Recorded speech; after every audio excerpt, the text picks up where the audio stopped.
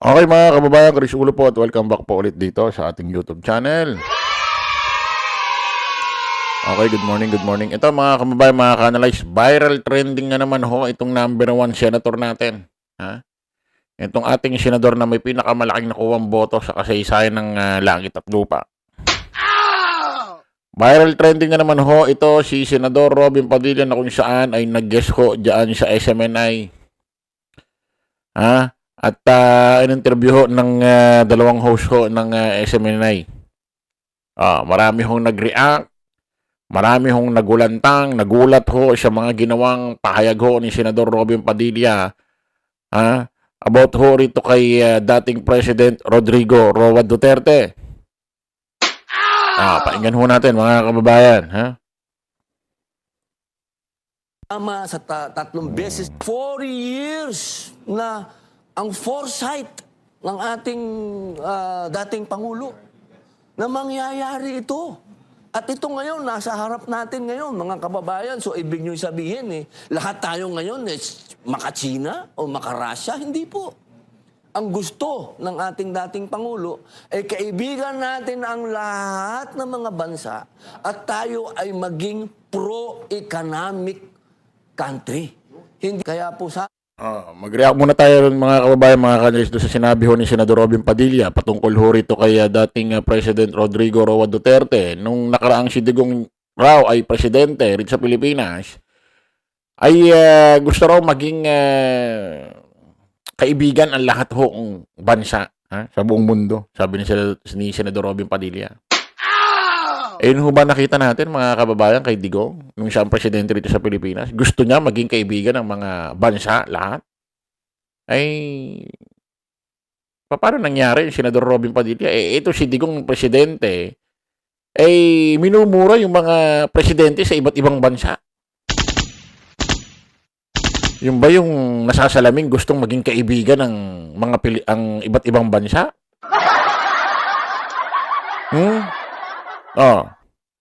Yung ba yun? Tapos kung natatandaan ninyo, si Pope Francis, minura niya. Di ba tiga-Italy yan? Sa tingin nyo, kung minura niya si Pope Francis, sa tingin nyo, gusto niya maipagkaibigan sa Italy? Senador Robin? Minsan may na-rape na madre ba yun, taga-Australia? Sabi niya dapat nauna daw mayor. Siyempre, nabalitaan ng Australia yun. Sa tingin mo, yung ganong act, yung ganong opinion, nakikipagkaibigan sa Australia?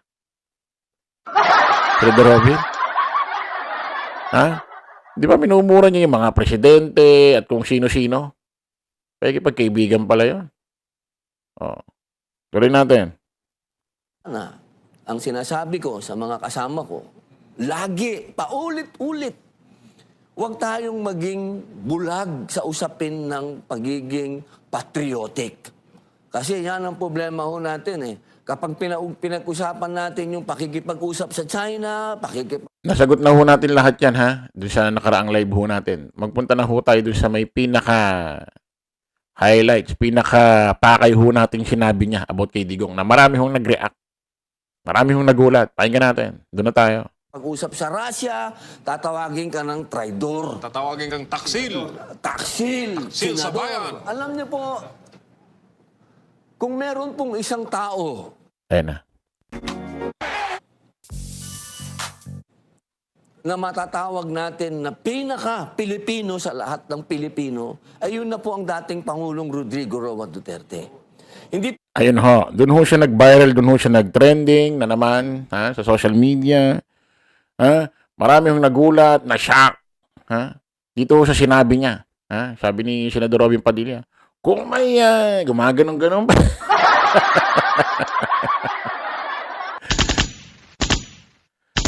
Kung may Pilipino daw na talagang maka-Pilipino dito sa Pilipinas, walang iba daw yun. Kung di ho si dating President Rodrigo Roa Duterte. Ayun nga ba nakikita natin kay Digong nung presidente siya? Yung ba nakikita natin sa pagkatao ni Digong? Yung sinabi ni Senador Robin Padilla na kung may Pilipino ngayon na talagang maka-Pilipino, Kung merong Pilipino man na talagang maka-Pilipino, itong si dating President Rodrigo Roa Duterte. Yung ba nakikita natin sa karakter ni Digong? Ako, hindi eh. Senador Robin? Ano ba batayan mo? Kasi dyan, walang kukontra sa dyan eh. Unang-una, programa ng SMNA, magkakakampi kayo. Pero kung pupunta ka sa isang debate, maikipagpalitan ng kuro-kuro, hindi sasang-ayon sa'yo eh. Kasi hindi lang nakikita kay Digong. Unang-una, kung talagang si Digong, sabi mo, kung merong mang Pilipino rito na talagang maka-Pilipino, si Digong yun, bakit hinayaan niya sa kanyang term na libo-libo na matay? Isipin mo, minsan ka lang magiging presidente sa isang bansa. Hinayaan mo pang mamatay ang libo-libong Pilipino dahil sa programa mong War on Drugs. Kapag may nagsabi, kasalanan naman ng mga pulisyan. Hindi alam ni Digong yan. Wala nga bang kasalanan si Digong? Isipin mo, nagsimula ang War on Drugs. Nagkaroon ng extrajudicial killing 2016. Bilang presidente, may mga sekretary ka, may mga ahensya ng gobyerno, ibig sabihin, update ka kung ano nangyayari sa baba mo. 2017, natuloy pa rin ang War on Drugs, nagkakaroon pa rin ng extrajudicial killing, may mga ahensya ng gobyerno, may mga sekretary ka, may mga tauhan ka, may mga tao ka sa baba, na-update ka kung ano nangyayari. 2018, nagtuloy pa rin ang War on Drugs, extrajudicial killing, may mga ahensya ng gobyerno, may mga sekretary ka, may mga tauhan ka sa baba, na-update ka kung ano nangyayari. Alam mo ang nangyayari na may mga namamatay, may mga nadadamay. Diba? Facts yan. Na dokumento yan. Talagang may mga nangyari, may mga libo-libong namatay, may mga kabataan pa nadamay. Siyempre, habang nangyari, na-update ka. Bakit mo hinayaan? Kasi kung maka-Pilipino ka pa lang, 2016 pa lang, nagpatupad ka ng War on Drugs, nagkaroon ng extrajudicial killing. Kung mahal mo ang Pilipino, maka-Pilipino ka talaga, pinatigil mo yan. Stop mo agad. Bakit? Maka-Pilipino ka. Siyempre, pag maka-Pilipino ka, pro-life ka, mahal mo ang buhay ng Pilipino, i-stop mo agad yan. Bakit hinayaan mo? Bakit nakarating ng ilang taon? Yung ba, Senador Robin, ang Pilipinong talagang maka-Pilipino? At ito, isipin nyo mga kababayan, kung maka-Pilipino si Digong, kung maka-Pilipino si Digong, pakinggan nyo ito, kung totoo sinasabi ni Robin Padilla na itong si Digong ay maka-Pilipinong talagang maka-Pilipino. Isang Pilipinong talagang napaka-maka-Pilipino, si Digong daw. Pakinggan nyo nga ito. Ito ba yun?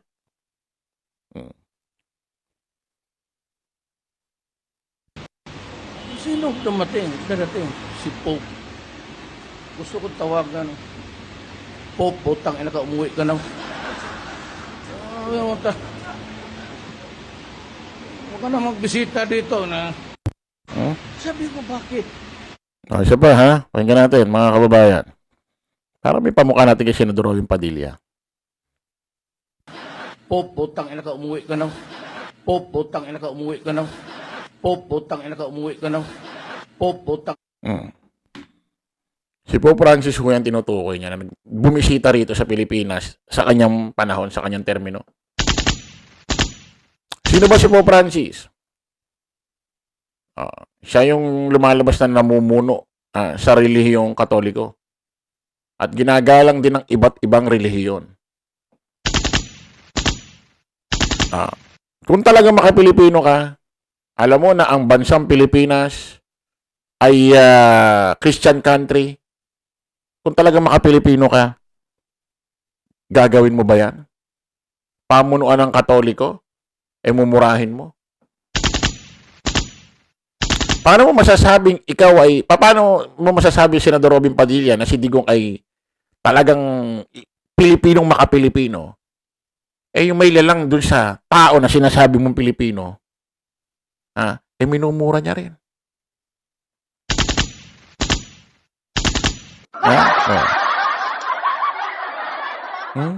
Ito lang yun. Pakinggan nyo, mga kababayan.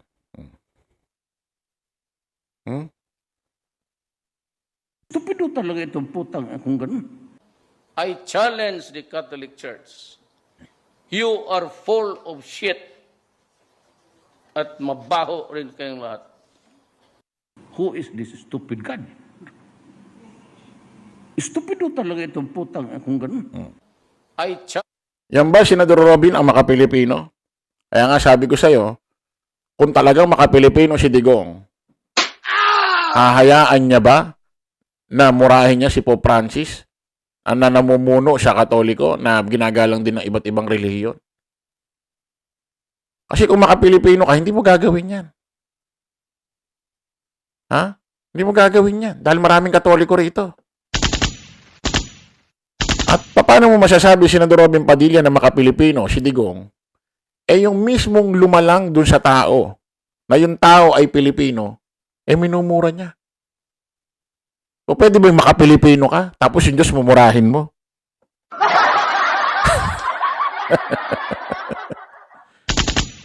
Ha? Kaya nga. Swak ba yun? Maka-Pilipino ka, pero Diyos mumurahin mo. Ano yung Pilipino? Tao. Sino gumawa sa tao? Diyos. Yan ba yung maka-Pilipino? Senador Robin? Ano ba nangyayari sa'yo?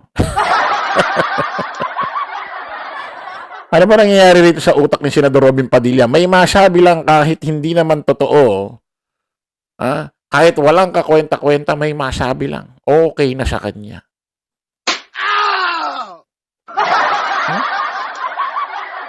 Subukan mong sabihin yan sa isang network na talagang pagpapalitan kayo ng kuro-kuro. Hindi niya sa SMNI. Sasakyan ka lang dyan eh. Sakayan lang kayo dyan eh. Di ba? Ano ba ista ng SMNI? Sino ba may-ari niya? Sino ba mga nandiyan dyan dati?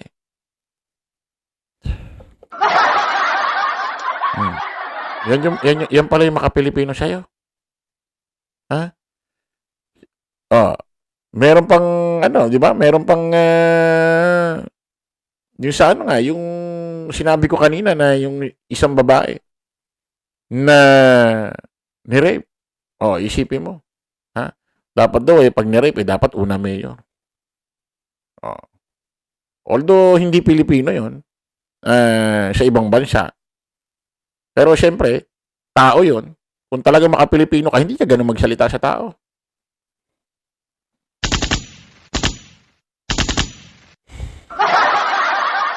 Nangahalik ng kung sino-sinong babae kahit may asawa na sa entablado. Yan ba yung act ng maka-Pilipino? Senador Robin? Kaya ano ba batayan mo? Ba't mo ba ano ba nangyari sa'yo? Ba't mo ba sinabi yun? Kasi nga inuulit ko sa'yo, kung talaga maka-Pilipino ka, minsan lang maging presidente, hindi mo hayaan libo-libo mamamatay sa term mo. Dahil pagka maka-Pilipino ka, it means pro-life ka. Hindi pwedeng maka-Pilipino ka tapos papayagan mong libo-libo mamamatay sa term mo. Hindi pwede yung ganun. Diba? Pag sinabi maka-Pilipino ka, makatao ka. Pag sinabi makatao ka, pro-life ka. Duktong-duktong yan eh. So, ano bang batayan mo? Ba't mo sinabing maka-Pilipino ito si Digong? Kumakain sa karinderya, gano'n? Simpleng tao ko, no? Tutulog sa kulambo. Yan ba yung mga batayan mo? Okay, mga kababayan, kita-kita ulit tayo sa panibagong vlog. Maraming salamat. Bye-bye po.